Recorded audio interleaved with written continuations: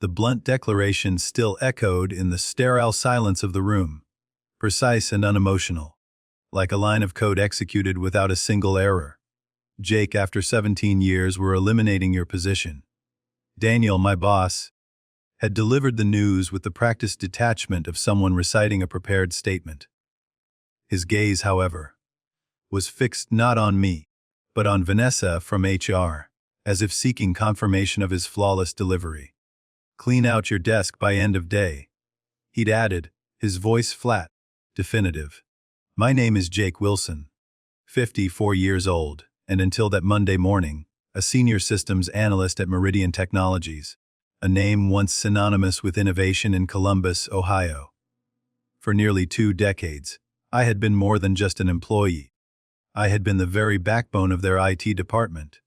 From the screeching, hesitant handshake of dial, up modems to the seamless, abstract expanse of cloud migration, I had guided this company's digital evolution. I'd weathered the turbulent tenures of 3 different CEOs, each bringing their own vision and often their own chaos, yet I remained an unwavering constant. I'd trained every new hire, patiently explaining the intricacies of systems that predated their birth. I'd recovered countless lost files, untangling digital nightmares that brought users to the brink of despair. Weekends, holidays, they often blurred into the relentless rhythm of system maintenance and emergency fixes, all performed without a single request for a promotion or even a simple pat on the back. My reward was the quiet hum of efficiently running servers, the seamless flow of data, the invisible architecture that allowed an entire corporation to function. So, when Daniel's assistant, a nervous young man named Michael, had called me into Daniel's office, and I saw Vanessa already seated, her posture stiff and formal, I knew the air had changed weeks ago. A subtle but undeniable shift in the corporate atmosphere, like the first chill of autumn promising a long winter. There was a peculiar, almost suffocating stillness in the room, a prelude to the inevitable. I felt a strange calm wash over me, a resignation that was more acceptance than defeat. I understand completely, I said, my voice steady, nodding once, a small, almost imperceptible dip of my head. I walked out without another word, leaving their carefully rehearsed apologies unspoken. There was no anger, no desperate pleading, no emotional outburst. Just a quiet, dignified acknowledgement of a harsh reality. Back at my desk, the fluorescent lights of the open plan office seemed to hum with a new, oppressive weight. My younger colleagues, mostly coders I'd personally trained, stole quick, furtive glances in my direction, then just as quickly averted their eyes back to their glowing screens, their fingers resuming their rhythmic dance across keyboards. News travels fast in the digital age, spreading through instant messages and whispered conversations like a digital virus. They were good kids, bright and eager, but fundamentally, they had no real idea what was truly built into the foundational layers of our systems, nor how the older, more complex architecture actually functioned. None of them could navigate the labyrinthine custom software I'd written over the years, the applications that formed the bedrock of Meridian's operations, or access the critical administrative credentials buried 3 layers deep in every system, hidden behind layers of my own design. Their world was one of sleek interfaces and modular components. Mine was one of deep roots and intricate, interlocking dependencies. I began packing my personal items methodically, each movement deliberate, unhurried. The framed family photo, capturing Andrea, Olivia, and David, their smiles radiating warmth against the stark reality of the present.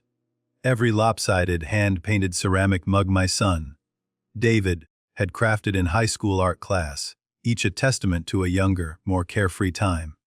And the small, defiant cactus, a miracle of resilience that had somehow survived 17 years, under the relentless glow of fluorescent lighting, a silent testament to endurance. Bethany from marketing, a kind woman with a perpetually harried expression, stopped by my cubicle, Her face was tight with genuine concern, her brow furrowed. "Jake, I just heard," she began, her voice barely a whisper. "This is ridiculous. You practically built this place." I offered a slight shrug, a gesture of wary acceptance. "Companies change direction," I murmured, a cliché I'd heard countless times, now applied to my own life. "But without any warning, after everything you've done." Her voice was rising, a crescendo of indignation that began to draw the attention of others nearby. "It's fine," I said quietly, trying to deflect the rising tension, to contain the emotional fallout. Of course, it wasn't fine. Not even close. But I wasn't going to make a scene, wasn't going to give them the satisfaction of witnessing my anger or despair. I packed the last of my belongings into a single cardboard box, the weight of 17 years reduced to a few tangible objects. As I pushed my desk chair back and prepared to leave, Daniel stepped out of his office, his gaze following my every move. There was no goodbye, no perfunctory handshake, no final words of appreciation. Just a cold, silent surveillance. A watchful presence ensuring I actually left the premises, that the problem was excised cleanly and completely. What none of them, Daniel included, had ever bothered to pay attention to. What they had systematically overlooked over the years was that I had slowly, almost imperceptibly, become the most critical person in the entire building. Not because I was a genius, or a trailblazer, or even particularly exceptional, but because I was thorough. I documented everything. Every change, every patch, every system modification was meticulously recorded. Years ago, during a particularly nasty internal scandal involving data theft, the legal team had requested secure audit protocols to track unauthorized access. I hadn't just implemented them. I had designed them, built them, and maintained them with a vigilance that bordered on obsession. And yes, I also had copies. Multiple, redundant copies. In the quiet solitude of my car, parked in the employee lot, I sat for a moment, my gaze fixed on the imposing, 12-story building that had consumed most of my adult life. The security badge, a small, plastic rectangle that had granted me access to its inner workings for so long, now lay surrendered on Daniel's desk. It had been renewed 16 times over the years, each renewal a quiet affirmation of my continued presence, my unwavering utility. I started the engine, the familiar rumble a comforting presence in the sudden emptiness. I shifted into drive and headed home, leaving the illuminated windows of Meridian Technologies behind. They had no idea that Wednesday, just 2 days away, would be anything other than a normal workday. I, on the other hand, knew it would be fun. My journey with Meridian Technologies had begun when it was nothing more than 2 cramped floors in a nondescript business park, a fledgling startup with ambitious dreams. That was back when my daughter, Olivia, was still in kindergarten, her days filled with finger painting and learning her ABCs. Now, she was finishing grad school, poised to embark on her own career. The company had grown, expanding into a sprawling corporate entity, and I had grown with it, adapting, learning, and building the very foundations upon which its digital empire rested. I had turned down numerous offers from competitors over the years, lucrative opportunities that promised more prestige, higher salaries, and faster promotions. But loyalty mattered to me deeply. It was a principle, a quiet conviction that shaped my professional life. My wife, Andrea, used to joke that the servers were my second family, a wry observation that wasn't entirely wrong. I knew every system, every obscure workaround, every ingenious backdoor solution to problems the executives didn't even know existed. The robust infrastructure I'd meticulously built and tirelessly maintained had not only survived 3 major acquisitions, but also countless innovations that management had enthusiastically embraced, then just as quickly abandoned months later, leaving me to clean up the digital debris. Daniel had become my boss 5 years ago, a young MBA type, slick and ambitious, who preferred to refer to our department as IT resources. rather than people. He spoke in a lexicon of buzzwords: streamlining, efficiency, digital transformation, phrases that almost invariably translated into doing more with less, while simultaneously eroding the very human expertise that made any of it possible. At first, I had tried, genuinely tried, to help him understand the intricate complexities, buried under years of organic growth and adaptive changes. "We need a future proof," he would declare in meetings, his gaze sweeping past me, never quite landing, as if my seasoned experience held no relevance to his grand vision. 6 months ago, he'd brought in a consultant, a man named Jason Phillips. He exuded corporate confidence, dressed in expensive suits that seemed tailor-made for boardrooms, offered a firm, almost bone-crushing handshake, and proudly displayed his Stanford degree prominently on his LinkedIn profile. Daniel and Phillips would huddle together in conference rooms, their voices dropping to hushed whispers whenever I walked by, their clandestine meetings a stark contrast to the open-door policy I had always championed. 3 months ago, I started to notice subtle shifts. My access permissions, the digital keys to the kingdom I had overseen for so long, were being quietly modified. Nothing obvious, just small, almost imperceptible changes to administrative controls, a slight narrowing of my digital purview. I could have protested, raised an immediate alarm, but instead I watched, and I documented every single change. "You seem distracted lately," Andrea observed one evening as we sat on our porch, the twilight softening the edges of the day. The scent of blooming jasmine hung heavy in the air. "Is everything okay at work?" I nodded, sipping my beer, the cool liquid a momentary distraction. "Just changes," I replied, my voice carefully neutral. "Nothing I haven't seen before." But these changes felt different. They carried a chilling undercurrent, a deliberate, systematic exclusion. I was being sidelined in meetings, my expertise no longer sought, my insights dismissed. Emails about critical system upgrades, once a staple of my inbox, stopped including me entirely. Younger team members, still wet behind the ears, were assigned to projects I would normally lead, their inexperience a stark contrast to my deep institutional knowledge. Then, I founded a company. Wide memo, circulated internally, outlining a complete restructuring of the IT department under new leadership. Jason Phillips. My position, the very bedrock of my 17 years of service, wasn't even on the new organizational chart. It was as if I had simply ceased to exist, erased from the corporate memory. That same day, while running a routine security scan, one of those background tasks that no one else bothered with anymore, a relic of my thoroughness, I stumbled upon something else. Unusual patterns began to emerge in our financial software. Regular, increasingly large transfers to a vendor I didn't recognize, Apex Solutions Group. A quick, discreet search revealed that the company had been registered just the previous year. Its business address nothing more than a UPS store mailbox, a red flag flapping in the digital wind.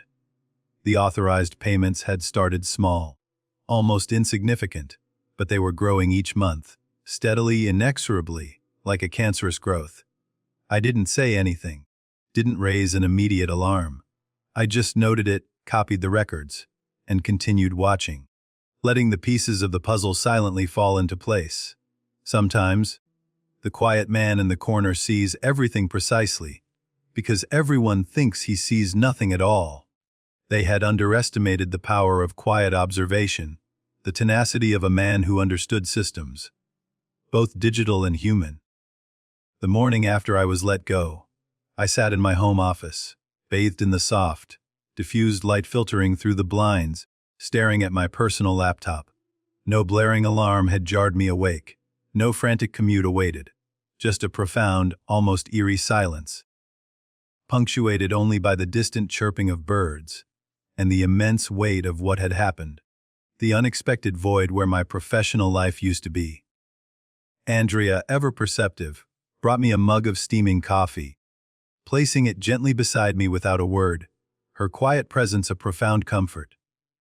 After 19 years of marriage, she understood the unspoken language of space and solitude. "I'm going to the store," she eventually said, her voice soft. "Need anything?" I shook my head, my gaze still fixed on the blank screen, my mind already racing, sifting through the chaotic debris of the past few days. After she left, leaving me to my thoughts, I unlocked the bottom drawer of my desk. It clicked open with a familiar sound, a small, almost clandestine noise in the quiet room.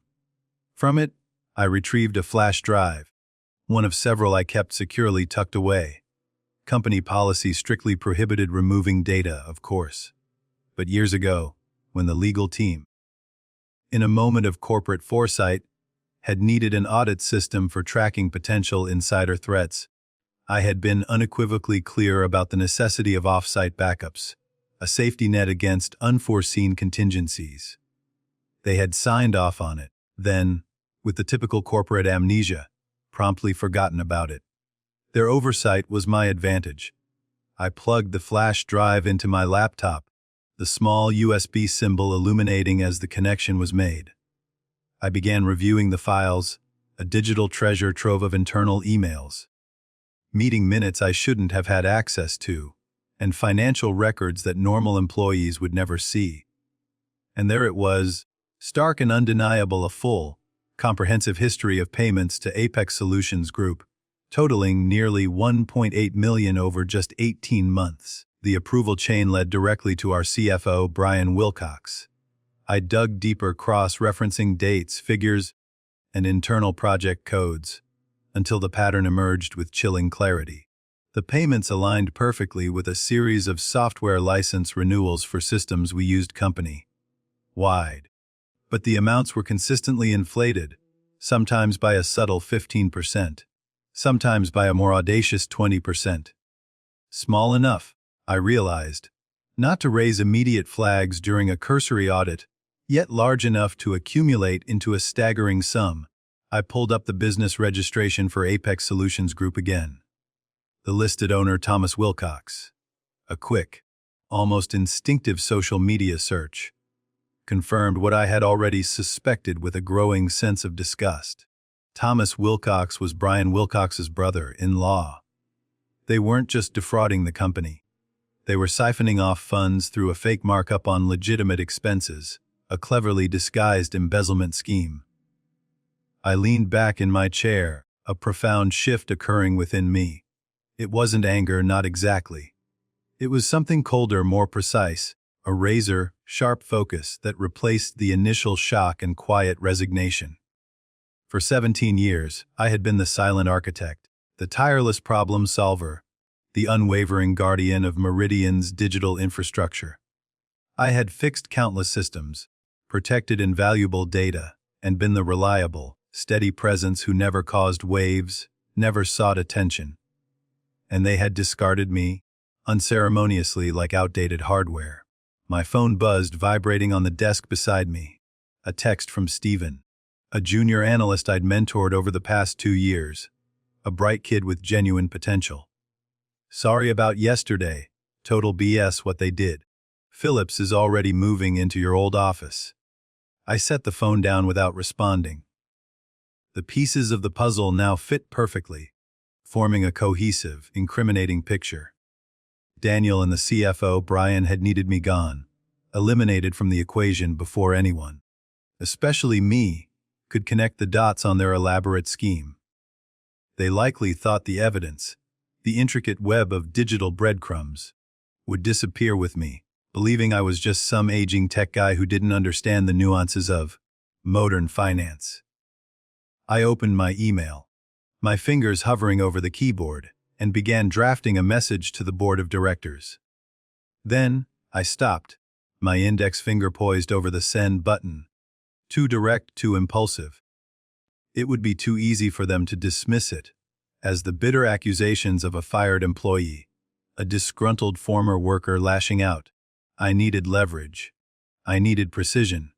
I needed a way to expose the fraud that simply couldn't be ignored or covered up. I deleted the draft, the words vanishing into the digital ether, and began making new plans, more intricate, more devastating. Tomorrow was Wednesday, board meeting day. Quarterly financials would be presented. Bonuses would be approved, the perfect timing for a meticulously orchestrated disruption. I closed the laptop, the screen going dark, and walked to the living room window, looking out at the quiet neighborhood where Andrea and I had raised our kids, where we had built our life, brick by brick, memory by memory. For the first time since yesterday, a slow, determined smile touched my lips. Wednesday morning dawned crisp and clear, the air carrying the subtle hint of autumn. I sat in my car, parked inconspicuously across the street from Meridian's gleaming 12-story headquarters, watching the steady stream of employees flow through the revolving doors, a quiet observer of the corporate ant farm. On the passenger seat, my personal laptop sat open, logged into an email account I had painstakingly created years ago for penetration testing and security drills. It was an ingenious setup. The email address appeared to come from an internal company domain, a perfectly crafted illusion, yet it wasn't tracked in the main directory, making it virtually untraceable to me. At precisely 9:15 a.m., with the board meeting undoubtedly about to begin, I initiated my first move. I sent an email to Daniel, my former boss. The subject line was intentionally provocative, designed to trigger an immediate reaction. Financial irregularities. Urgent review needed. The body of the email contained a basic summary of what I'd found regarding the Apex payments, just enough detail to be undeniably credible, yet strategically omitting the brother-in-law connection. It was a test. If Daniel was complicit, he'd panic, his carefully constructed facade of ignorance crumbling. If he was truly unaware, he'd launch an immediate investigation, unwittingly pulling the string that would unravel the entire scheme. Either way, I'd learned something crucial. By 9:45 a.m., my phone vibrated in my pocket. Daniel's number.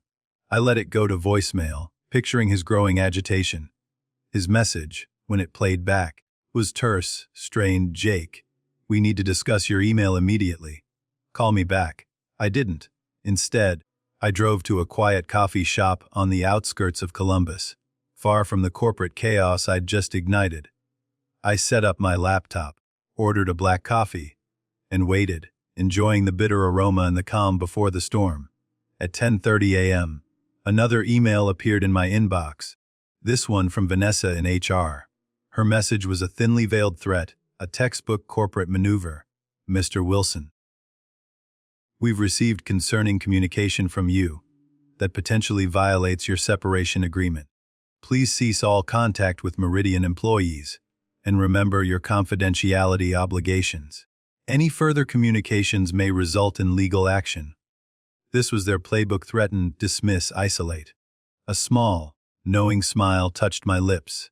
The irony was palpable. I hadn't signed any separation agreement. Their desperation was showing. At noon, I drove to my bank, a venerable stone building downtown, and accessed my safe deposit box. Inside, carefully tucked away, was another backup drive, older than the one I'd used at home, but containing critical information I hadn't included on my regular, more current drives. Among the files were the original, meticulous security protocols I had personally designed years ago, including granular documentation of who had access to what systems and, crucially, when changes were made to those permissions. According to these records, Brian Wilcox, the CFO, had personally requested expanded access to the financial approval systems a full 18 months ago, precisely when the suspicious Apex payments had begun. The evidence was not just circumstantial, it was damning. Back home, my phone buzzed incessantly.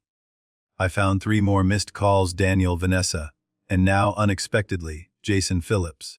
I hadn't anticipated Phillips getting involved so quickly, but it confirmed his deeper complicity. Interesting.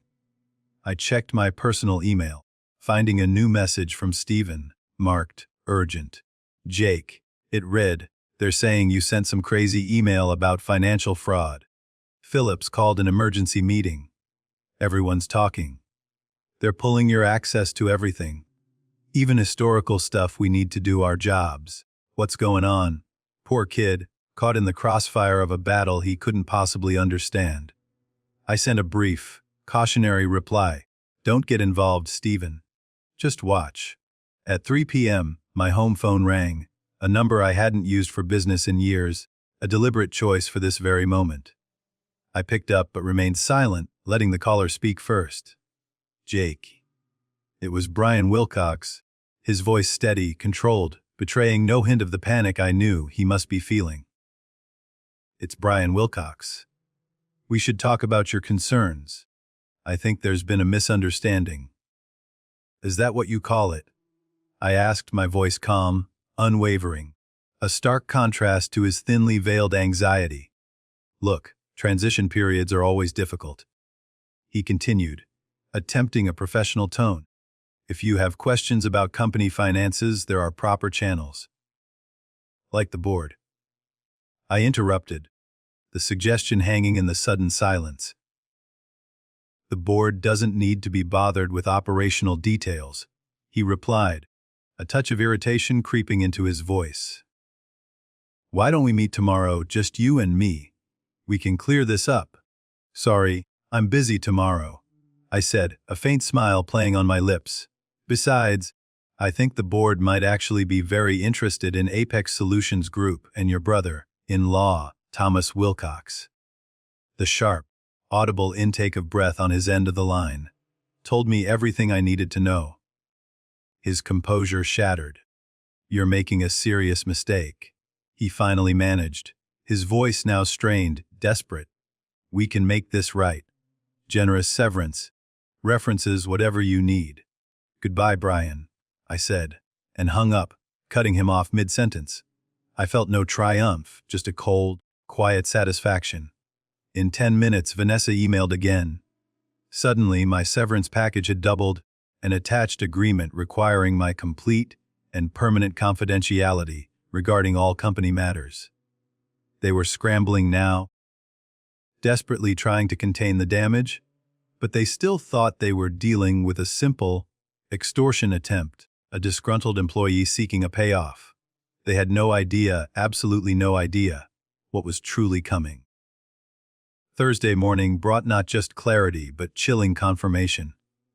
I had spent the entire night immersed in years of meticulously archived data, connecting dots I had previously overlooked, tracing the fainter tendrils of the web of deceit.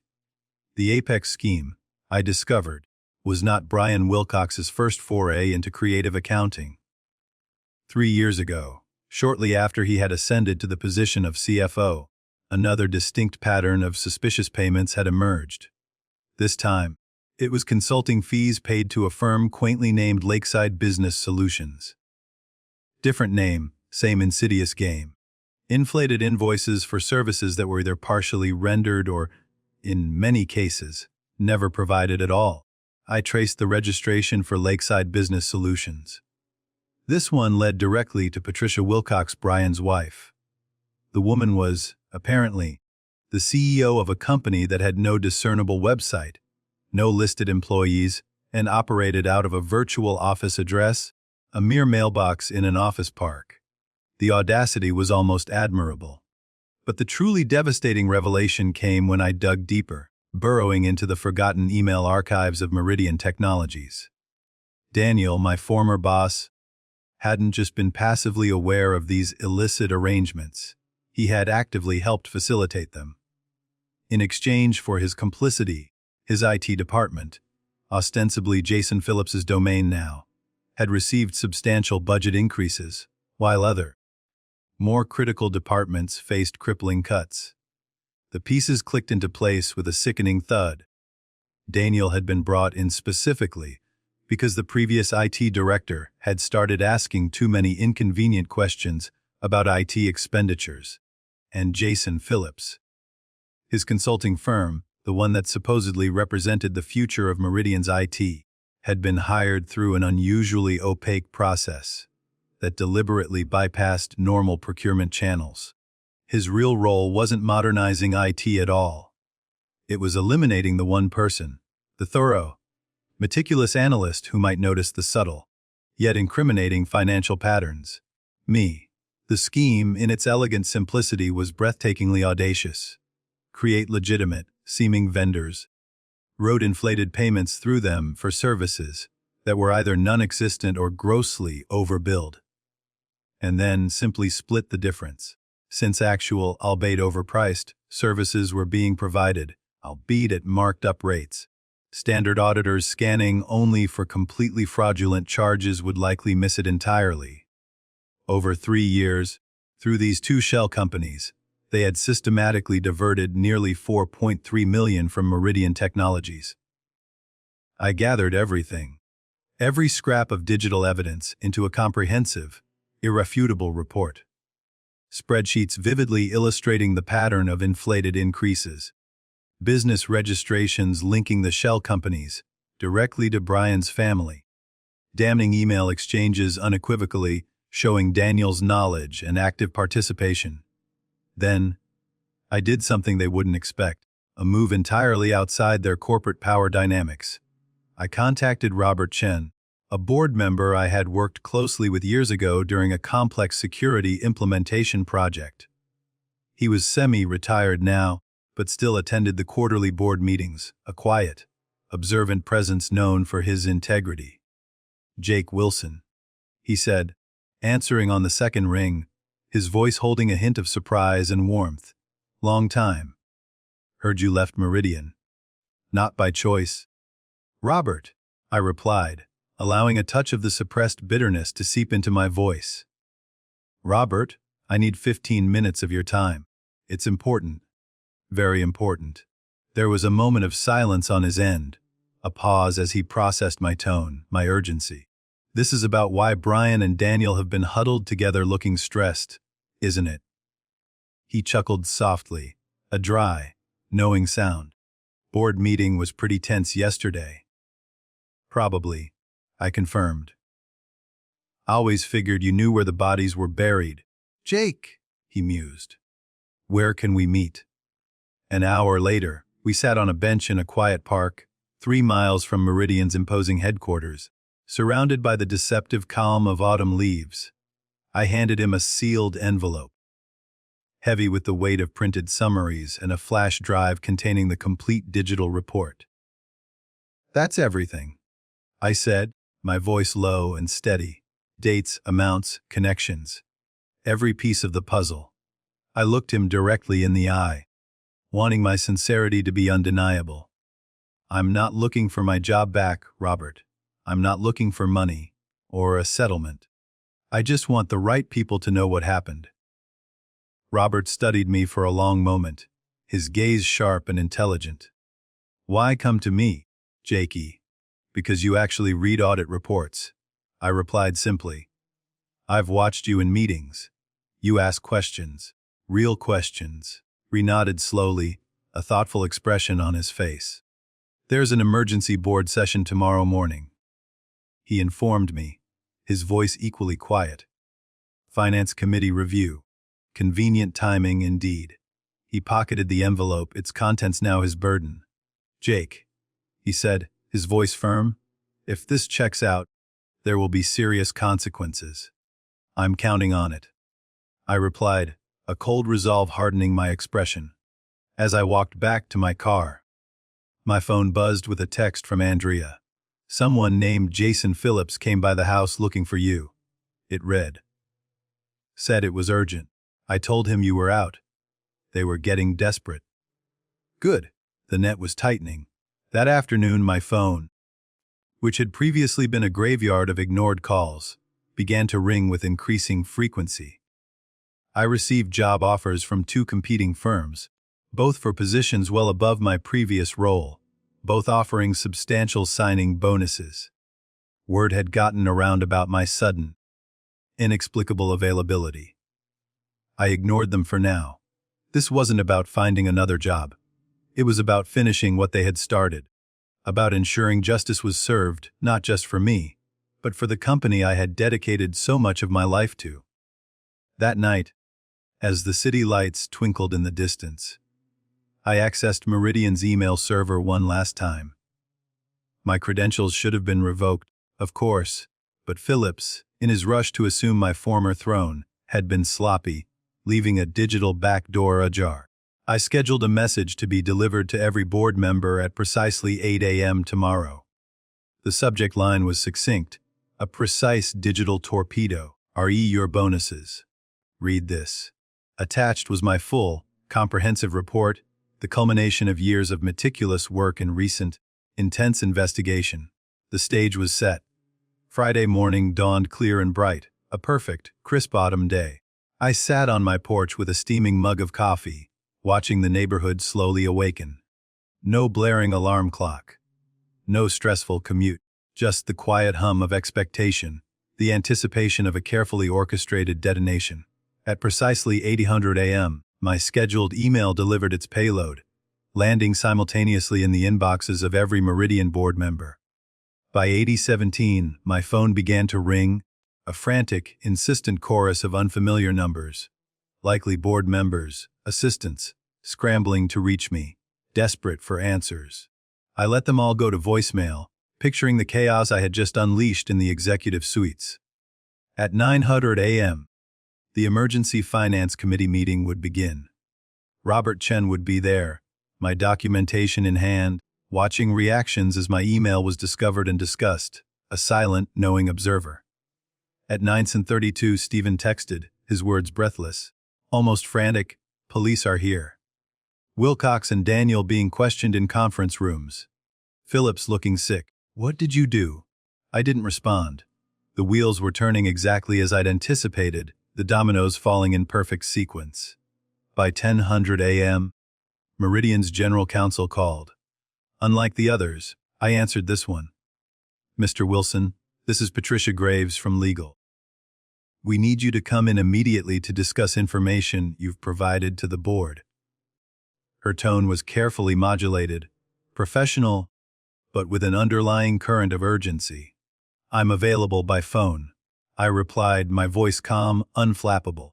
"This really requires an in-person discussion, Mr. Wilson," she insisted, her voice tightening slightly. "No, it doesn't," I interrupted calmly, asserting my control. "Everything I know is in that report. Everything I have is already backed up in multiple secure locations.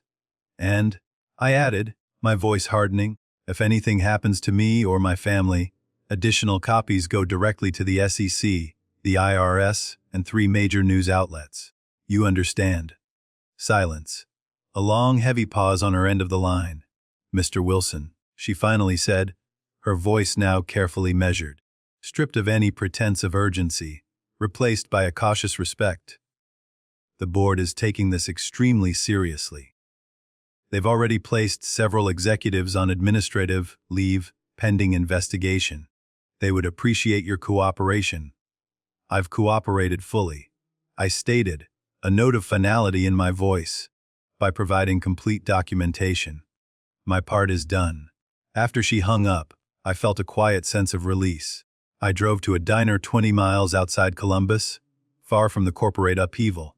No sense in being easily found today. Over a late lunch, news began breaking on local business sites. Meridian Technologies executives under investigation for financial irregularities.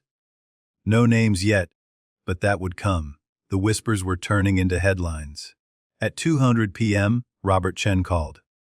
"It's a bloodbath," he said, without preamble, a wry chuckle in his voice. "Brian confessed once we confronted him with your evidence, trying to cut a deal, blaming Daniel for pressuring him. Daniel's denying everything, of course.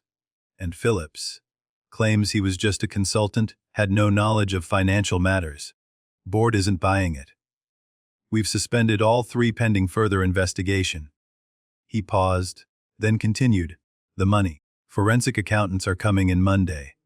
Early estimates suggest at least $4.5 million diverted over 3 years. Maybe more."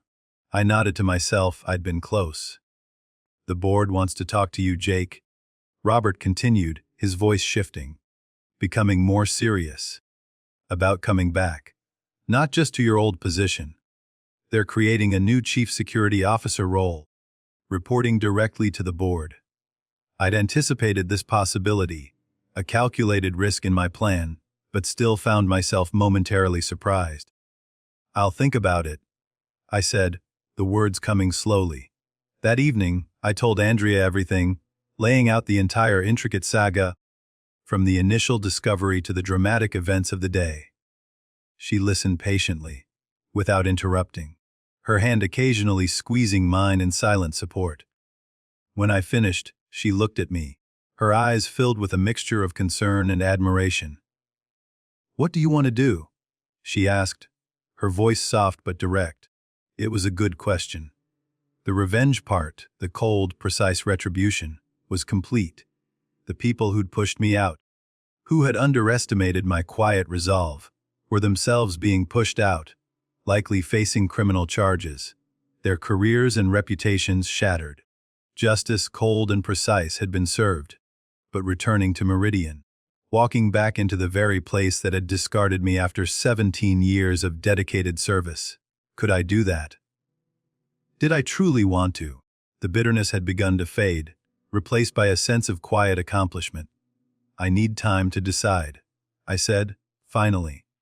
Later that night, I opened my laptop one last time, my fingers hovering over my otherwise dormant LinkedIn profile.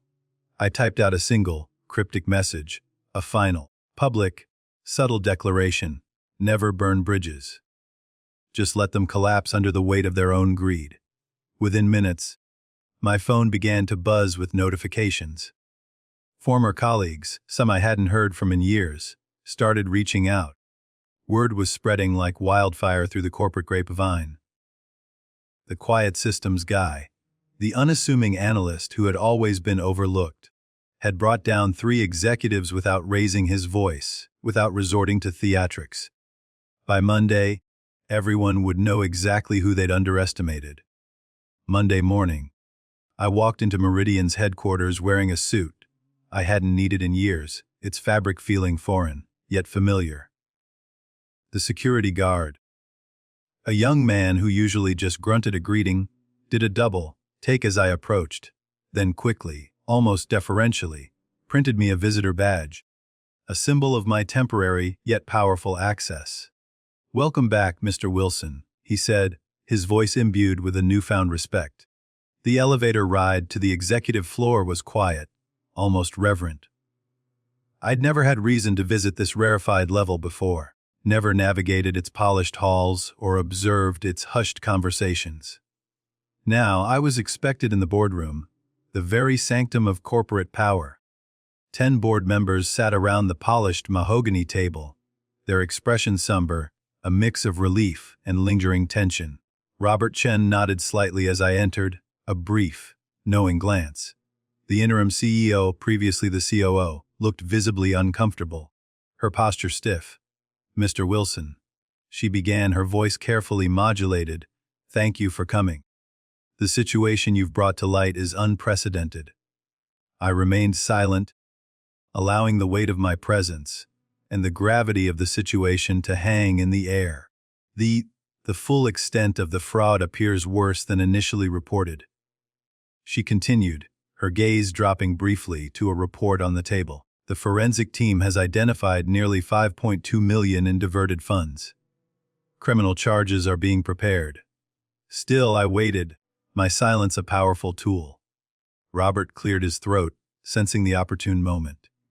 "Jake," he said, his voice clear and firm, "the board has unanimously voted to create a new executive position. Chief Information Security Officer. Full executive privileges.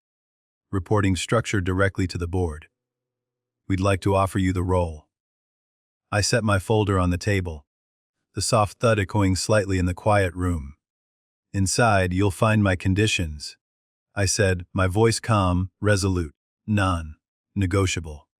The CEO picked up the folder, her eyebrows rising slightly as she quickly scanned the pages. "Full audit authority across all departments, independent budget, veto power on financial technology decisions." I nodded once, confirming the terms. "This is unusual," she said, her voice betraying a hint of trepidation. "So was embezzling 5.2 million, I replied, my voice devoid of emotion. "That happened because no one was watching. Now someone will be. The room fell silent, the gravity of my statement sinking in. You have until noon, I concluded, pushing back my chair and standing, asserting my control over the situation. I have other offers. As I turned to leave, Robert's voice stopped me. Did you plan this all along, Jake? He asked, a hint of curiosity in his tone. I paused at the door, considering his question, and then turned back. I didn't plan to be fired after 17 years, Robert, I said, my voice soft but firm. Everything after that was just me doing what I've always done, identifying system vulnerabilities and implementing appropriate security measures. At 11:47, my phone rang. They had accepted every condition.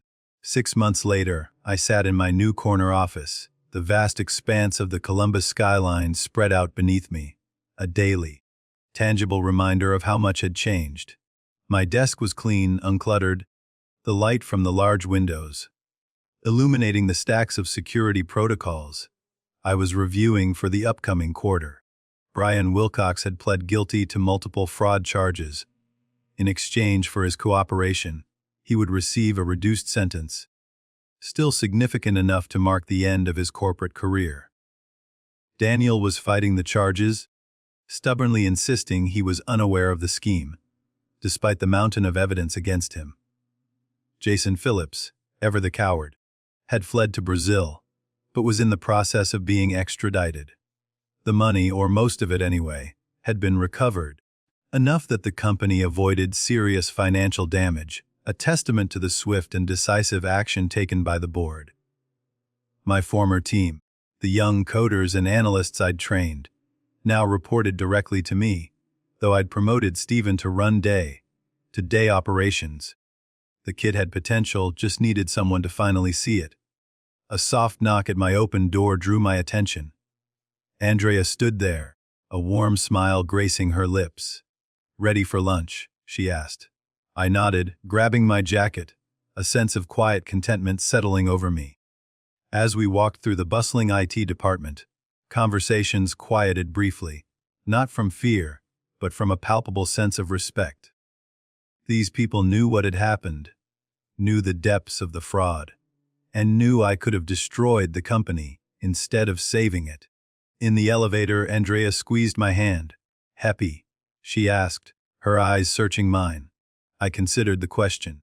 The cold anger that had driven me during those first few days after being fired had faded, replaced by something more profound.